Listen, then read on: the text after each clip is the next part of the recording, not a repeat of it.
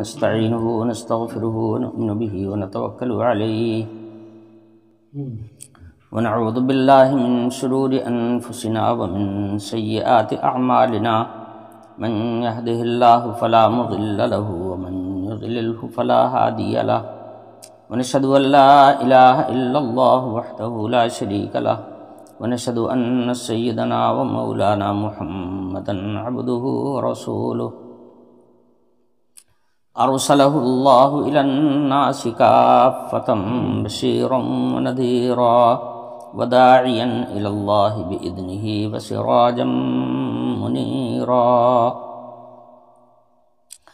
أما بعد فأعوذ بالله من الشيطان الرجيم بسم الله الرحمن الرحيم ولقد كذب أصحاب الحجر المرسلين وآتيناهم آياتنا فكانوا عنها معرضين وكانوا ينحتون من الجبال بيوتا آمنين فأخذتهم الصيحة مصبحين فما أغنى عنهم ما كانوا يكسبون وما خلقنا السماوات والأرض وما بينهما إلا بالحق وإن الساعة لآتية فاصفح الصفح الجميل إن ربك هو الخلاق العليم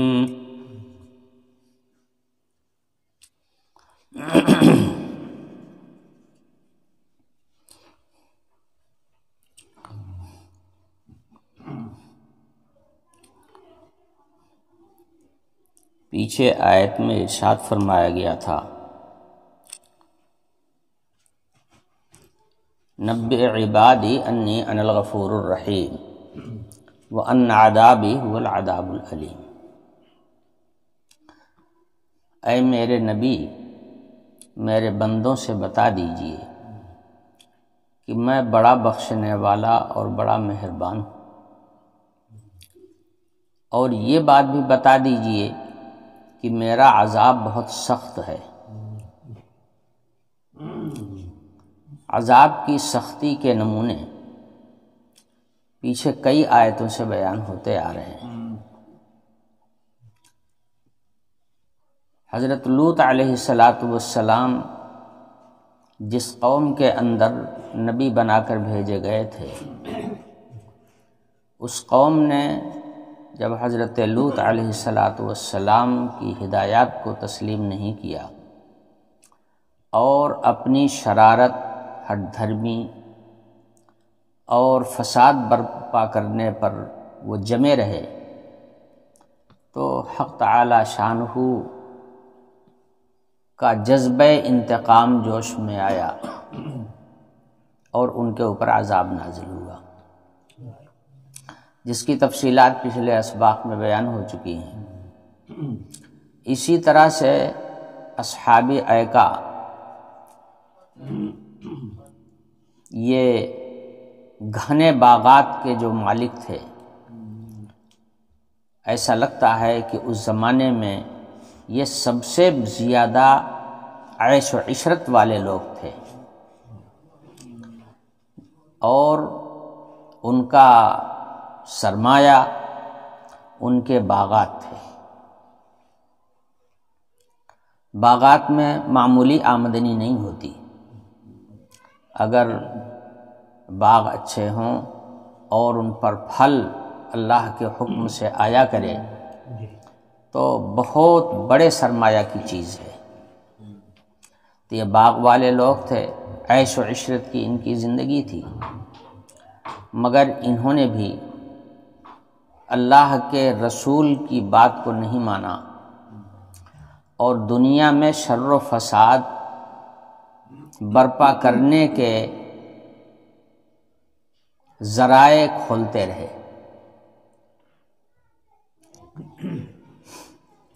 میں نے بتایا تھا کہ یہی قوم ہے جس نے ناپ تول میں کمی کرنے کے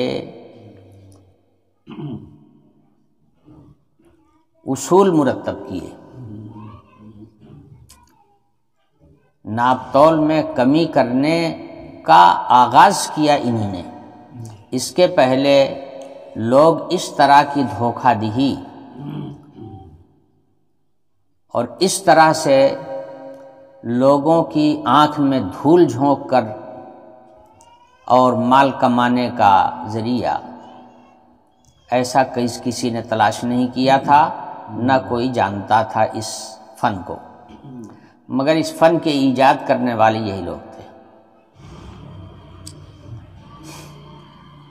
ظاہر ہے کہ ظلم کی ایک قسم یہ بھی ہے، حق تعالی شانہ کی ناراضگی ان کی طرف متوجہ ہوئی، اللہ کا غضب ان کے اوپر نازل ہوا، اور اس قوم کے اوپر جو عذاب آیا وہ عذاب بھی بڑا عبرتناک تھا،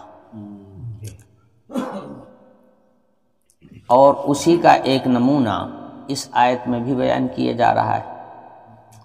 وَلَقَدْ كَذَّبَ أَصْحَابُ الْحِجْرِ الْمُرْسَلِينَ، حجر والوں نے اللہ کے رسولوں کی تکذیب کیا، رسولوں کو جھٹلایا۔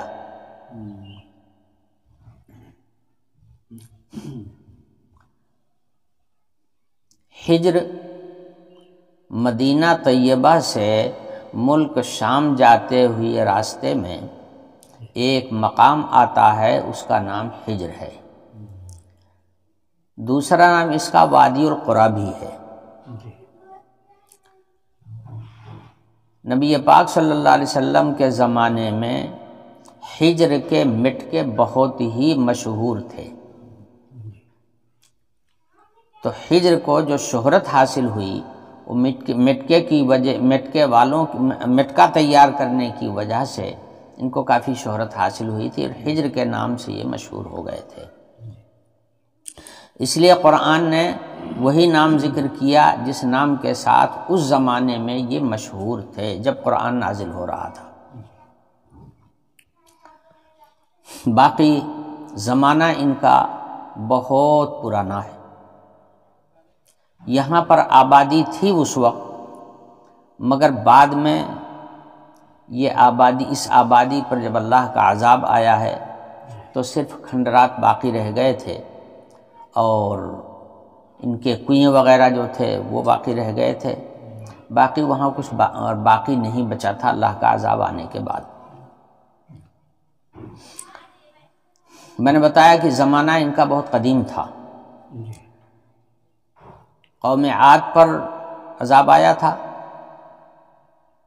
اور قوم عاد کے بعد پھر جو قوم عاد کے کچھ بچے کھچے لوگ تھے جو اس علاقے سے باہر تھے، وہ لوگ بچ گئے تھے اس عذاب میں، پھر انہی کی نسل چلی، تو یہ قوم سمود کے ساتھ مشہور ہوئی۔ اس قوم کی ہدایت کے لیے اللہ تعالیٰ نے انہی میں کا ایک رسول منتخب فرمایا، یا یوں کہہ لیجئے کہ اسی قوم کے ایک فرد کو اللہ تعالیٰ نے اپنا رسول بنایا، ان کو رسالت کا مقام عطا فرمایا۔ ان کا نام ہے حضرت صالح علیہ السلام۔ یہ قوم سمود کی اصلاح کے لیے اللہ تعالیٰ کی جانب سے مبعوث ہوئے تھے۔ اللہ تعالیٰ نے ان کو صحیفے بھی عطا فرمائے تھے۔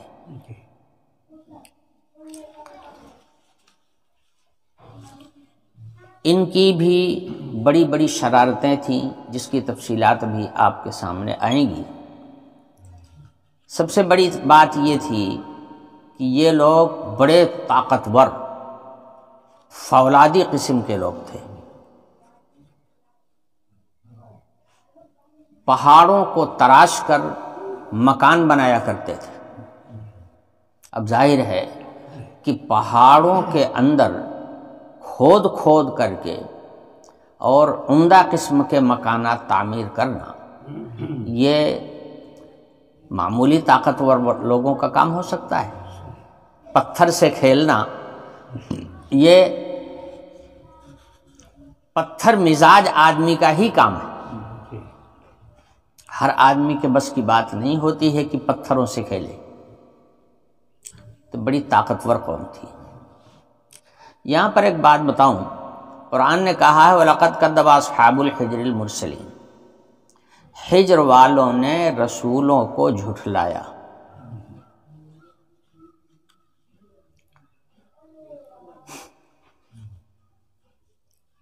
ابتدا سے ایک بات چل رہی ہے، دنیا میں بنی آدم یعنی آدم علیہ السلام کی اولاد دو دھڑوں میں تقسیم ہوئی. ایک دھڑا تو وہ رہا جس نے اپنا مقصد زندگی اپنے خالق اور مالک کی اطاعت کو اور اس کی فرما برداری کو بنایا. انہوں نے رسولوں کو اپنا رہنما بنایا، کتاب ہدایت کو انہوں نے اپنا اصول زندگی بنایا. تو اولاد آدم کا ایک دھڑا تو یہ ہے، مگر مد مقابل میں دوسرا جو دھڑا تھا اس نے مقصد زندگی اپنا دنیا کو بنایا. حصول دنیا، دنیا کتنی ہم حاصل کر لیں، دنیا کی ساری طاقت ہمارے ہاتھ میں آ جائے، یہ ان کا مقصد رہا. تو انہوں نے مقصد زندگی اللہ کی رضا کو نہیں بنایا، بلکہ مقصد زندگی دنیا حاصل کرنے کو بنایا. اور اس مقصد کو حاصل کرنے کے لیے رہنما انہوں نے اپنے آپ کو بنایا کہ ہم خود ہی رہنما ہیں اس کے، ہم کو کسی رہنما کی ضرورت نہیں ہے، ہم خود ہی رہنما ہیں اپنے.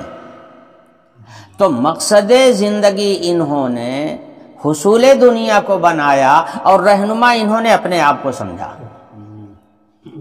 اس لیے نہ یہ کبھی کتاب اللہ کو ماننے کے لیے تیار ہوئے اور نہ اللہ کے رسولوں کو کبھی ماننے کے لیے تیار ہوئے. ہمیشہ یہ مقابلہ کرتے رہے، اس لیے کہ مقصد جب الگ الگ ہو گیا تو پھر دونوں کا اتفاق کبھی ہو نہیں سکتا. ہمارا مقصد زندگی اللہ کی رضا جوئی اور اللہ کی اطاعت اور فرما برداری ہو گئی. ان کا مقصد جو ہے وہ حصول دنیا ہے، دنیا حاصل کرنا. اس کے لیے خود رائی اور خود مختاری. ہم اپنی رائے رکھیں گے اور دنیا پر کنٹرول ہمارا ہوگا. اس کو انہوں نے اپنا مقصد زندگی بنایا. اس لیے جب بھی ان کے بیچ میں اللہ کا کوئی رسول آیا تو انہوں نے بالکل دھڑ سے اس کا انکار کر دیا. ہمیں اس کی ضرورت نہیں ہے، ہم نہیں جانتے کتاب کیا چیز ہے، ہم تمہیں بھی نہیں پہچانتے کہ تم کون ہو. جب تک نبی نہیں ہوئے تب تک تو واہ واہ کرتے رہے کہ بڑے دیانتدار ہیں، بڑے امانتدار ہیں، بڑے اچھے ہیں، بڑے نیک ہیں، بڑے صالح ہیں. لیکن جس دن سے انہوں نے اپنی نبوت کا اعلان کیا تو یہی قوم جو ہے ان کی دشمن ہو گئی. ایک بات اور بتاؤں میں آپ کو، ہمارے عقیدے میں، عقیدہ توحید میں دو بنیادیں ہیں. ایک تو اللہ تعالی کے وجود اور انہی کے ساری دنیا اور ساری کائنات کے خالق اور مالک ہونے کا یقین ہے، اور دوسری چیز ہے اللہ کے رسولوں کی رسالت کا اقرار. یہ دو ایمان کے ہمارے بڑے اہم عنصر ہیں. جہاں تک خدا کی خدائی کا معاملہ ہے تو کافر بھی یہاں پر اپنے آپ کو پست دیکھتا ہے، پست سمجھتا ہے. کہیں نہ کہیں کسی نہ کسی درجے میں اللہ تعالیٰ کی ربوبیت اور اللہ تعالیٰ کی خالقیت کو اسے بھی ماننا پڑتا ہے اور بھاگ کر کے جا نہیں سکتا، اس لیے کہ حق تعالیٰ شانہ کی خالقیت اور مالکیت اور ان کی ربوبیت ایسی ہماگیر ہے کہ اس کا انکار کتنا کرے گا، اس کا انکار کر کے جا نہیں سکتا، کسی نہ کسی درجے میں اس بڑی طاقت کو تسلیم کرنا پڑتا ہے لوگوں کو۔ تو جھگڑا اللہ کے معاملے میں کبھی نہیں ہوتا۔ ان گمراہوں کا ٹکراؤ نیک لوگوں سے اور حق پرستوں سے اللہ کے معاملے میں بہت کم ہوتا ہے۔ ٹکراؤ پیدا ہوتا ہے رسولوں کی رسالت کے اقرار میں۔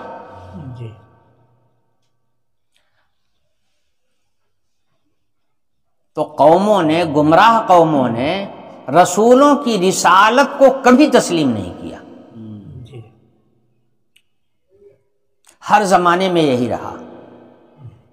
اللہ کی الوہیت میں جھگڑا کبھی نہیں ہوا، جھگڑا ہوا ہے تو رسول کی رسالت میں ہوا ہے، سمجھے؟ یہی حال قوم نوح کا تھا، یہی حال قوم عاد کا تھا، یہی حال قوم سمود کا بھی تھا، قوم لوط کا بھی یہی حال تھا، اصحاب ایکا کا بھی یہی حال تھا۔ رسولوں کی کوئی بات ماننے کے لیے تیار نہیں، اور اس کی بنیادی وجہ یہی تھی کہ رسولوں کی بات کو اگر ہم مان لیتے ہیں تو پھر ہمیں اپنے مقصد زندگی کو بدلنا پڑے گا۔ بھئی رسول جو ہے وہ تو اللہ کی پہچان کرانے کے لیے آتا ہے، اللہ کے احکام کو لے کر کے آتا ہے دنیا میں انسانوں کے لیے، حکم اللہ کا ہوتا ہے، رسول کی زبان سے بندوں تک پہنچتا ہے۔ تو اگر رسول کی رسالت کا اقرار کر لیں تو زندگی کا جو رخ ہے اس کو بدلنا پڑے گا، سمجھے؟ وہ اللہ کی طرف لے جائیں گے تو اللہ کی طرف جانا پڑے گا، اور اللہ کی اطاعت اور فرما برداری پر وہ آمادہ کریں گے اور اس کو تسلیم کرنا پڑے گا، اللہ کی فرما برداری کو اختیار کرنا پڑے گا۔ حالانکہ انہوں نے اپنا مقصد زندگی صرف دنیا حاصل کرنا بنایا ہے، تو مقصد میں اصل میں ٹکراؤ ہو جاتا ہے۔ اس لیے یہ گمراہ قومیں جو ہیں یہ کبھی رسولوں کو تسلیم نہیں کرتی ہیں اور رسولوں کا ایک دم سے انکار کرتی ہیں۔ اسی لیے خاص طور سے اس آیت میں فرمایا گیا وَلَقَدْ كَذَّبَ أَصْحَابُ الْحِجْرِ الْمُرْسَلِينَ، اور یہیں تک نہیں، دوسرے انبیاء علیہ السلام کے مقابلے میں بھی اللہ تعالیٰ نے اسی حقیقت کو واضح فرمایا ہے کہ وہ انہوں نے رسولوں کا انکار کیا، رسولوں کو جھٹلایا، رسولوں کو کہا نہیں تم اللہ کے رسول نہیں ہو، ہم تم کو اللہ کا رسول نہیں مانتے۔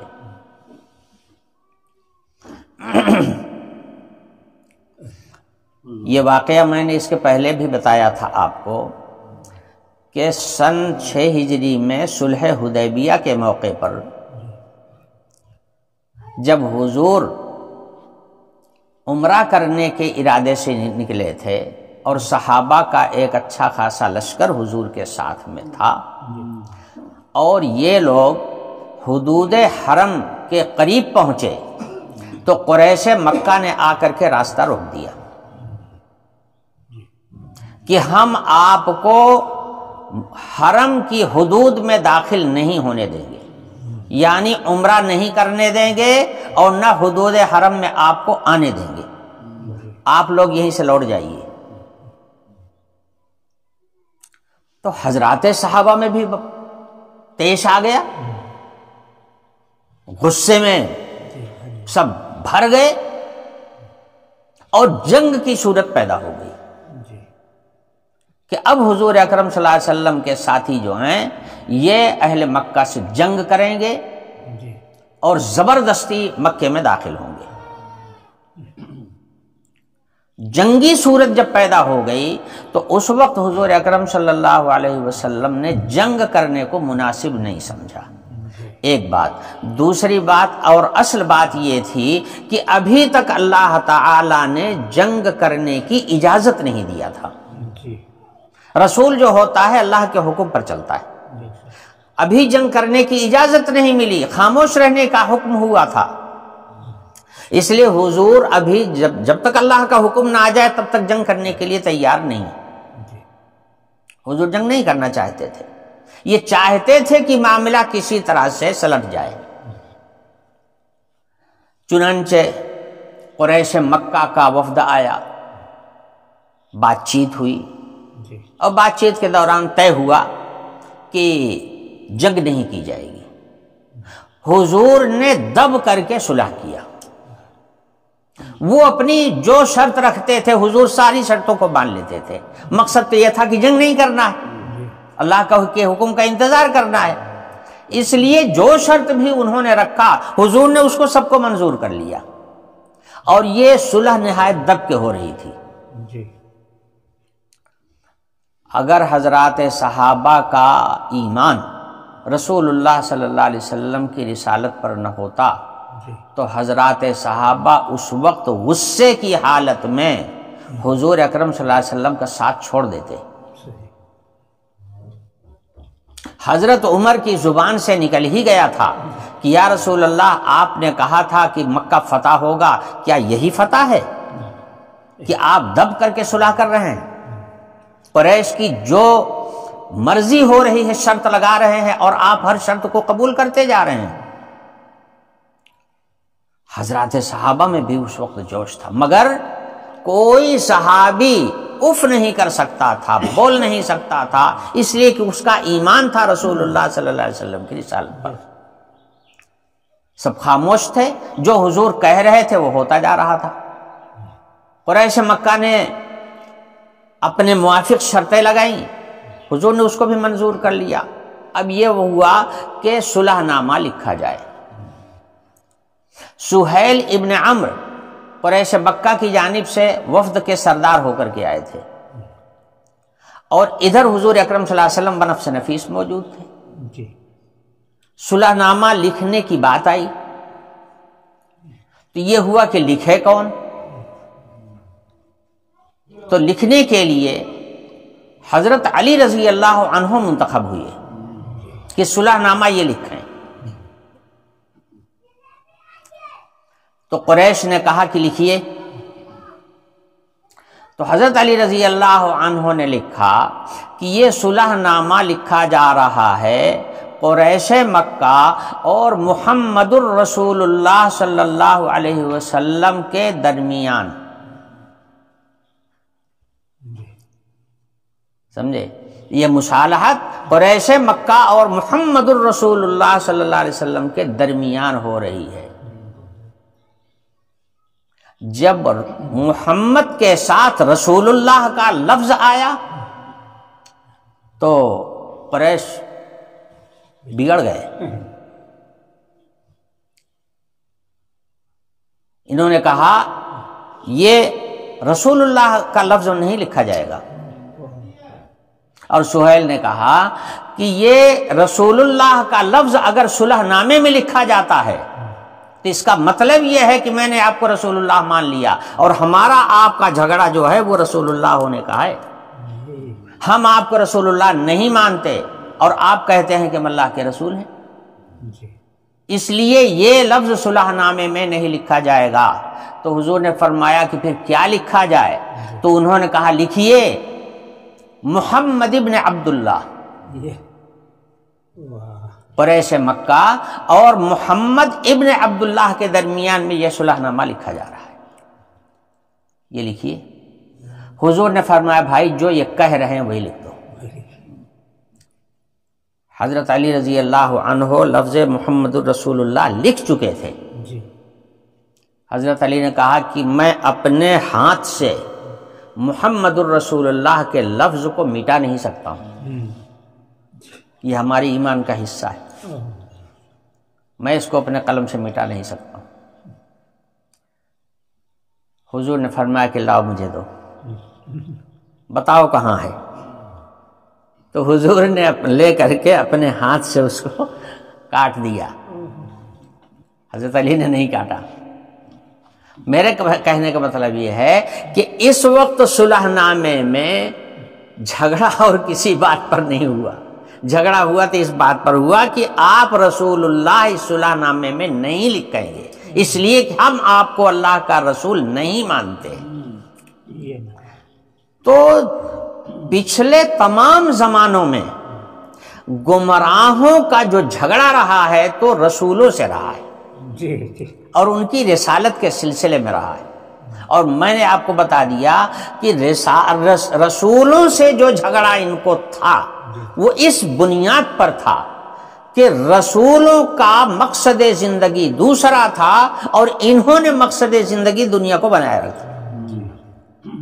اس لیے یہ ہمیشہ انکار کرتے آئے ہیں رسولوں کا اور رسولوں کو انہوں نے جھٹلایا ہے. اس لیے قرآن یہاں پر صاف کہہ رہا ہے وَلَقَدْ كَذَّبَ أَصْحَابُ الْحِجْرِ الْمُرْسَلِينَ. حجر والوں نے اللہ کے رسولوں کی تکذیب کیا. ایک رسول پر ایمان کافی نہیں ہوتا. ایمان کے لیے ضروری ہے کہ اللہ کے ہر رسول کا اقرار کیا جائے. ہر رسول کا اقرار ضروری ہے. چلیں گے ہم صرف اس رسول کی ہدایات پر جس پر ہمارا ڈائریکٹ ایمان ہے، لیکن مانیں گے سارے رسولوں کو کہ جتنے اللہ کے رسول آئے وہ سب اللہ کے رسول تھے اور برحق تھے. ایمان ہر رسول پر رکھنا ضروری ہے. پچھلے زمانے کی قومیں گمراہ اسی وجہ سے ہوئیں کہ کچھ رسولوں کو انہوں نے مانا اور کچھ کا انکار کر دیا. مثلا یہودیوں نے حضرت موسیٰ علیہ السلام پر تو ایمان لائے اور پیچھے جو رسول آئے تھے ان پر بھی ایمان لائے، مگر حضرت عیسیٰ علیہ السلام جو بعد میں آئے ان کا انکار کر دیا. محمد رسول اللہ صلی اللہ علیہ وسلم ان کے بعد آئے، ان کا انکار کر دیا. ان رسولوں کا انکار کرنے کی وجہ سے یہ قومیں کافر ہو گئی اور راہ ہدایت سے ہٹ گئی. کہنے کا مطلب یہ ہے کہ جس رسول کے ہم تابع دار ہیں اس پر بھی ایمان ضروری ہے، ساتھ ساتھ سارے رسولوں کو اللہ کا رسول ماننا ضروری ہے. تو ایک رسول کا اگر انکار کر دیا تو گویا اس نے بہت سارے رسولوں کا انکار کر دیا. اس لیے فرمایا اصحاب الحجر المرسلین وَلَقَدْ كَذَّبَ أَصْحَابُ الْحِجْرِ الْمُرْسَلِينَ. حجر والوں نے رسولوں کا انکار کیا، رسولوں کی تکذیب کیا. اچھا، اب حجر والوں کا ایک مختصر سا نقشہ آپ کے سامنے عرض کرتا ہوں. یہ قوم بڑی طاقتور فولادی قسم کی تھی. بڑے لمبے تڑنگے اونچے قداور ہوتے تھے اور نہایت طاقتور ہوتے تھے. ان کی طاقت کا اندازہ اسی سے آپ لگا لیجئے کہ پہاڑوں کو کھود کر کے اس کے اندر اپنے اپنے مکانات بناتے تھے اور باہر بھی اچھے اچھے محلات تعمیر کرتے تھے. اینٹیں بناتے تھے، نرم زمینوں سے اینٹیں تیار کرتے تھے اور پھر ان اینٹوں سے یہ اونچے اونچے محلات بھی بناتے تھے. گویا فن تعمیر کے یہ بڑے ماہر تھے، ماہر فن لوگ تھے. انہیں اپنی طاقت پر ناز بھی تھا اور غرور بھی تھا.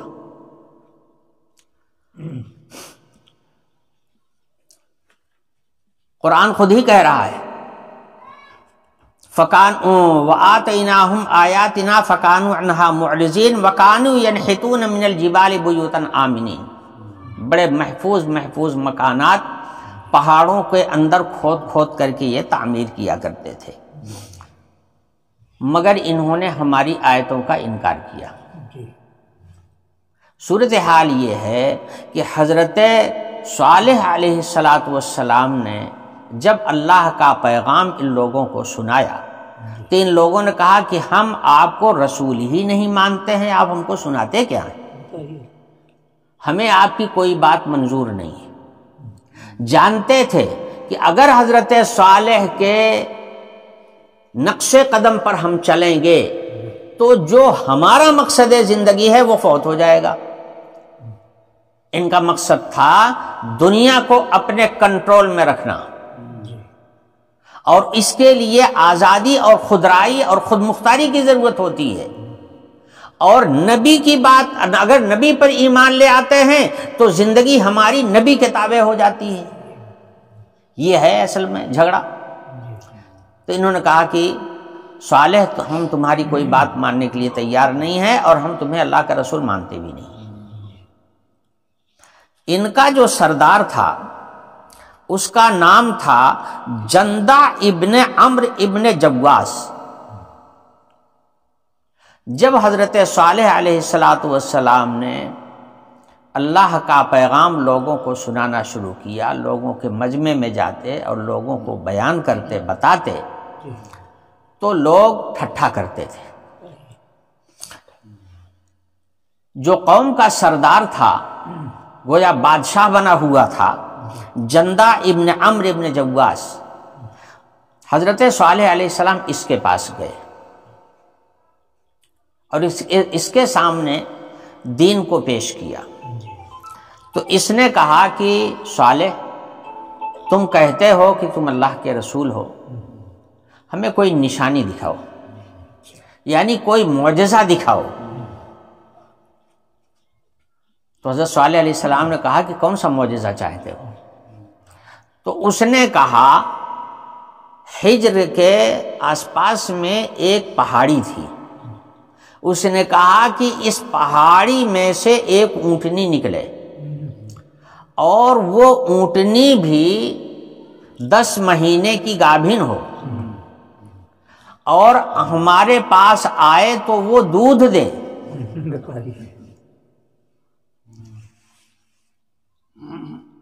یہ مطالبہ اس نے پیش کیا، اور اسی پہاڑی میں سے نکلے، اور وہ ہو اچھی خاصی بھاری بھرکم جیسے پہاڑی میں سے آوے، ایسی ایک اونٹنی اگر آپ لا کے دکھا دیں تو ہم آپ کو اللہ کا رسول مان لیں گے۔ قوم کا سردار کہہ رہا ہے۔ حضرت صالح علیہ السلام نے اللہ تعالیٰ سے دعائیں کی، رب العالمین تو ہر چیز پر قادر ہے، تو زمین آسمان بنانے والا ہے، تو سارے پہاڑوں کا پیدا کرنے والا ہے، تیرے لیے کچھ مشکل نہیں ہے کہ اس پہاڑی میں سے تو ایک اونٹنی نمودار کر دے۔ اگر تو نمودار کر دے تو یہ لوگ ایمان لے آئیں گے اور ایمان والوں کا ایک جتھا ہو جائے گا۔ حضرت صالح علیہ السلام کی اس دعا کو بارگاہ الہی میں قبولیت حاصل ہوئی، مگر ساتھ ساتھ یہ بھی بتا دیا گیا کہ یہ منہ مانگا معجزہ ہے، اور اللہ تعالیٰ کے یہاں کا دستور یہ ہے کہ جب منہ مانگا معجزہ دکھایا جاتا ہے اس کے بعد اگر کوئی انکار کرتا ہے تو پھر ایسے لوگوں کو تباہ و برباد کر دیا جاتا ہے۔ یا تو معجزہ مانگو مت، اگر معجزہ طلب کر لیا اور وہ معجزہ آ گیا اللہ کی جانب سے تو اب اس پر ایمان لانا ضروری ہے، اس کا خیال رکھنا اور اس کی حفاظت کرنا بھی ضروری ہے۔ اگر اب اس کے خلاف بغاوت ہوئی تو پھر اپنی خیریت نہیں، ایسی قومیں جو ہے تباہ کر دی جاتی۔ حضرت صالح علیہ السلام نے یہ بات ان لوگوں کو بتا بھی دیا کہ دیکھو تمہارا مانگا ہوا معجزہ تو مل جائے گا، میں وہ نشانی پیش کر دوں گا، لیکن پھر اگر تم اس کی قدر نہیں کرو گے اور اس کی مخالفت کرو گے تو پھر تباہ کر دیے جاؤ گے۔ چنانچہ کوئی میلے ٹھیلے کا موقع تھا، ساری قوم جمع تھی، حضرت صالح علیہ السلام موجود تھے، اور دیکھا کہ وہ جو پہاڑی تھی اس میں ایک چٹاخ کی آواز ہوئی اور اس میں سے ایک اونٹنی برآمد ہوئی۔ اونٹنی بھی ایسی ہی جیسے پہاڑی، بڑی ڈیل ڈول کی، بہت بڑی بھاری بھرکم، اور گابھن بھی تھی۔ آنے کے بعد اس نے بچہ دیا، اور دودھ دینا شروع کیا تو اتنا دودھ دیتی تھی، ایک جھیل تھی وہاں پر جس میں ان کے جانور پانی پیتے تھے، سب مال مویشی والے لوگ تھے، ان کے جانور اسی پانی کو پیتے تھے، اور اس بستی کے لوگ بھی اپنی ضروریات اسی پانی سے پورا کیا کرتے تھے۔ اب جب اتنی بڑی اونٹنی آئی ہے تو اتنا ہی اس کو پانی بھی چاہیے۔ جب یہ اونٹنی، تو حضرت صالح علیہ السلام نے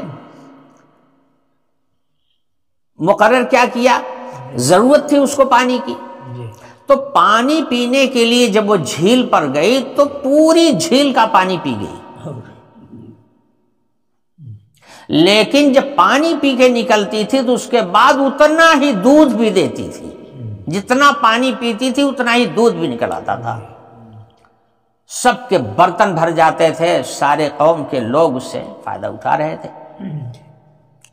جتنی بھاری اونٹنی تھی اتنا ہی زیادہ دودھ بھی تھا، مگر اس دن پانی سے لوگ پریشان ہو جاتے تھے، جانور آئے تو ان کو پانی نہ ملے، اس لیے کہ سارا پانی تو اونٹنی پی گئی۔ اب ان کے اوپر یہ بات گرا گزرنے لگی کہ یہ تو اونٹنی اچھی آئی کہ جس دن یہ پانی پی لیتی ہے تو ہم لوگوں کو پانی ہی نہیں ملتا۔ تو یہ حضرت صالح علیہ السلام سے جھگڑا کرنے لگے، کہنے لگے کہ تمہاری اونٹنی جو ہے وہ پانی پیتی ہے جس دن، اس دن ہم کو پانی نہیں ملتا ہے، مگر اس کو نہیں کہتے تھے کہ اتنا ہی ہم کو دودھ بھی پیتے ہیں، ہم کو دودھ بھی اتنا ہی ملتا ہے، اس کا تذکرہ نہیں کرتے تھے، کہتے پانی یہ پی جاتی ہے، ہم کو پانی نہیں ملتا۔ حضرت صالح علیہ السلام نے کہا بھائی ایسا کرو کہ باری مقرر کر لو، ایک دن تم لوگ استعمال کرو، تمہارے جانور استعمال کریں، اور ایک دن اونٹنی کے لیے رکھ دو، اونٹنی آیا کرے اور اپنا پانی پی لیا کرے ایک دن، اور ایک دن وہ صبر کرے۔ اونٹ کو اللہ تعالیٰ نے ایسی صلاحیت دی ہے کہ وہ کئی دن کا اسٹاک پانی کا اپنے اندر کر لیتا ہے، اگر روزانہ پانی نہ ملے تو اونٹ پہ کوئی فرق نہیں پڑتا۔ یہ باری مقرر کر دیا حضرت صالح علیہ السلام نے۔ تو بہرحال زحمت والی بات تو تھی ہی، اس لیے کہ جس دن پانی وہ پیتی تھی تو ان کو بھلے دودھ مل جاتا تھا، مگر جو جانور مویشی تھے ان کو پانی نہیں ملتا تھا۔ اچھا اونٹنی اتنی بھاری بھرکم تھی کہ جس وقت وہ چلتی تھی جھیل کی طرف تو سارے جانور اس کو دیکھ کر کے بھاگ پڑتے تھے، بھاگ جاتے تھے جنگل چھوڑ کر کے۔ اب یہ بات اس میں کے جو بڑے بڑے مالدار تھے ان کو گراں گزرنے لگی، جن کے پاس مال مویشی زیادہ تھے وہ لوگ حضرت صالح علیہ السلام سے دشمنی کرنے لگے۔ ان دشمنوں میں سب سے زیادہ دشمنی کا مظاہرہ کرنے والی دو عورتیں تھیں جو بڑی مالدار تھیں، ان کے پاس مویشی بہت تھے۔ ایک کا نام تھا عنیزہ بنت غنم اور ایک کا نام تھا صدوف بنت مختار۔ ان کو بہت زیادہ تکلیف تھی اور حضرت صالح علیہ السلام سے بے انتہا ان کو دشمنی تھی، حسد تھا۔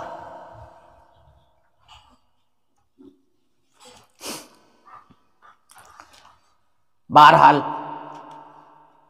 ان عورتوں نے یہ ترکیب نکالا کہ کچھ بدماشوں کو مقرر کیا جائے اور اس اونٹنی کو یہ قتل کر دیں۔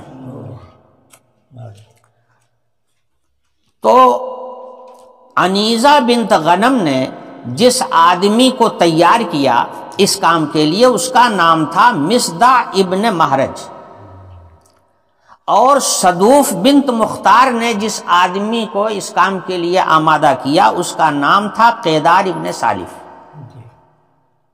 قیدار جو تھا یہ حرامی اولاد تھا سالف کی، اس کی صحیح اولاد نہیں تھا، حرامی تھا، اور حرامیوں کے اندر حرامی پن زیادہ پایا جاتا ہے۔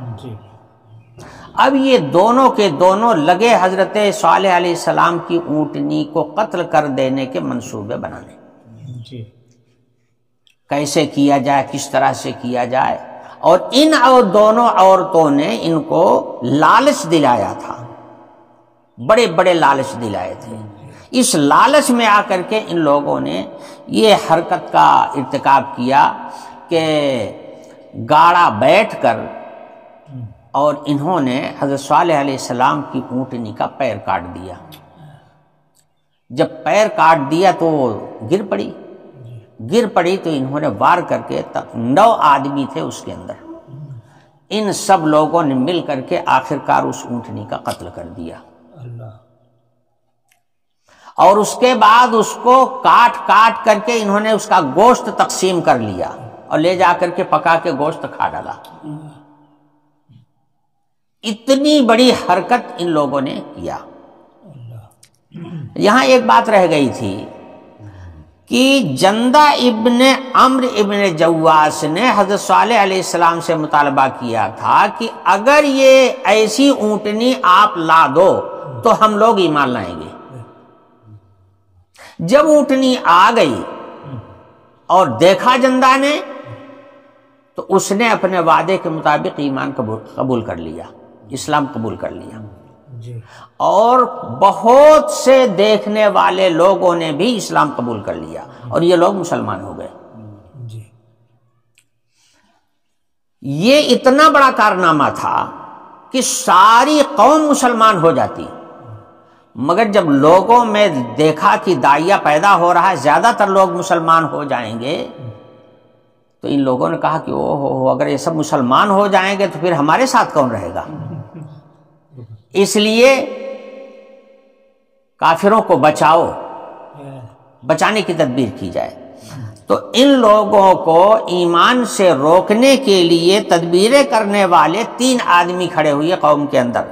ایک کا نام تھا ذواب ابن عمرو، دوسرے کا نام تھا حباب جو تھا یہ شنکراچارج تھا ان کا، اور تیسرے کا نام تھا رباب ابن صخر، یہ کاہن تھا، یہ غیب کی خبریں بتایا کرتا تھا.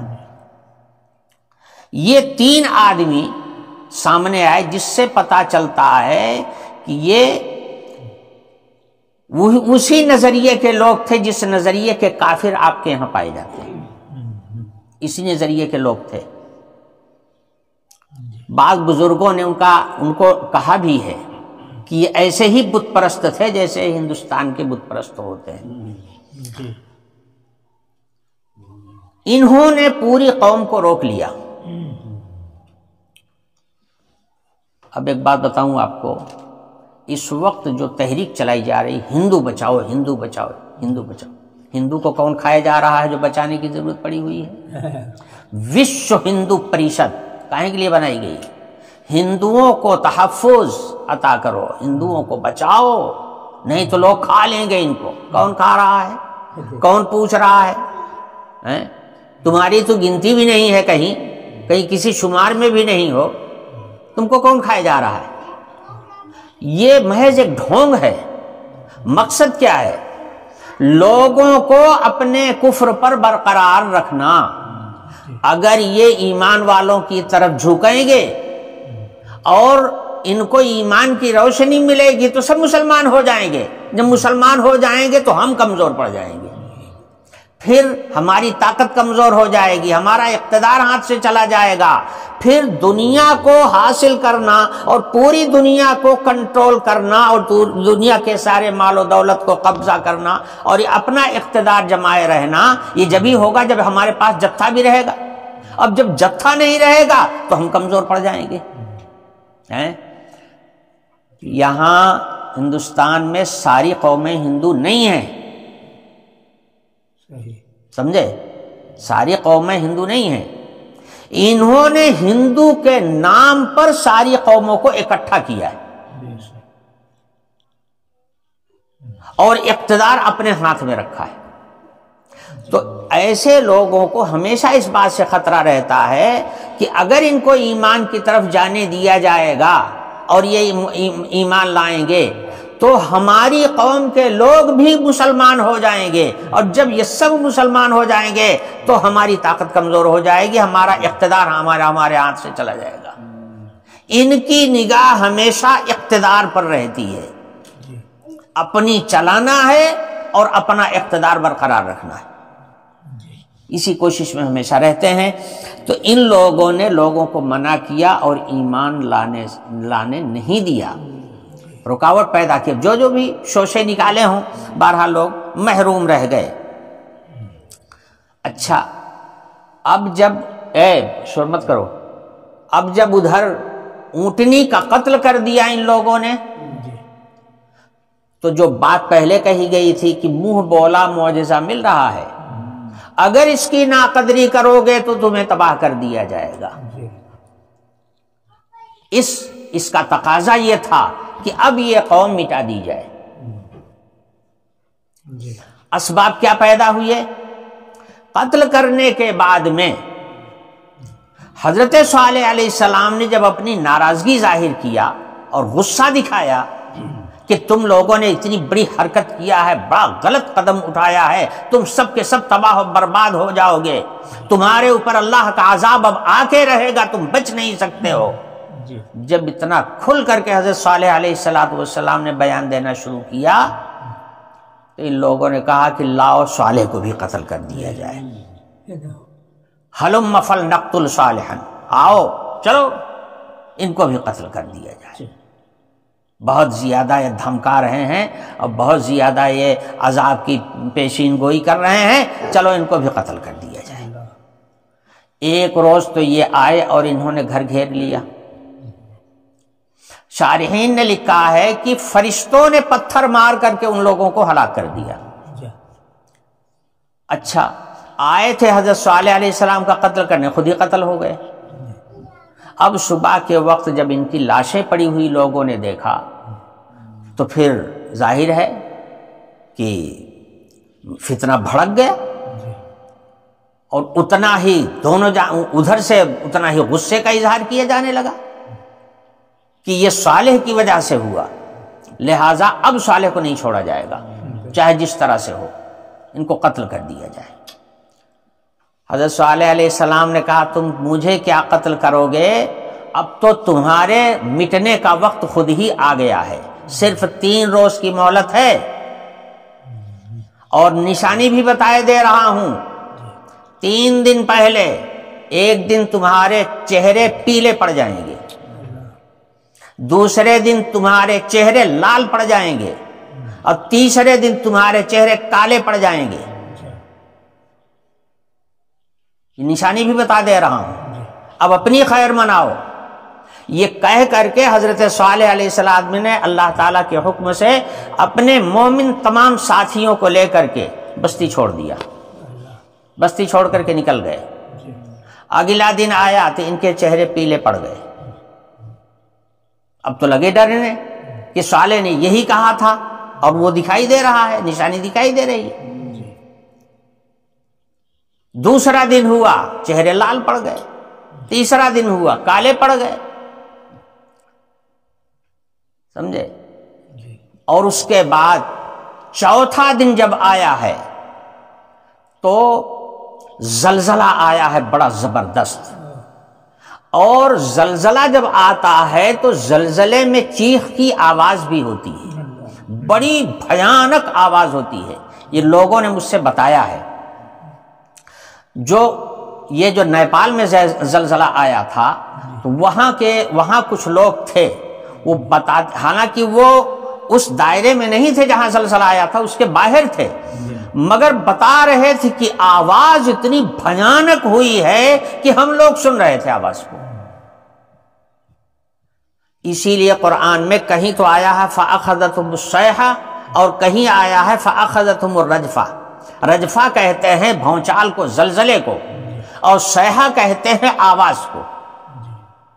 تو کسی آیت میں آواز کا ذکر آیا ہے اور کسی آیت میں رجفہ کا ذکر آیا ہے کہ زلزلہ آیا. حقیقت یہ ہے کہ دونوں ہی آیا تھا. زلزلہ جب آتا ہے تو بھیانک آواز بھی ہوتی ہے. یہاں پر قرآن کہہ رہا فَأَخَذَتْهُمُ الصَّيْحَةُ مُصْبِحِينَ، چوتھے دن وہ چیخ کی آواز، عذاب کی آواز جو ہے ان کے کانوں میں آئی صبح ہوتے ہوئے. صبح کا وقت تھا اور وہ آواز آنا شروع ہو گئی، اور میں نے بتایا دوسری آیت میں فاخذتہم الرجفہ کہ زلزلہ آیا زبردست قسم کا، اور پوری کی پوری قوم ہلاک ہو گئی،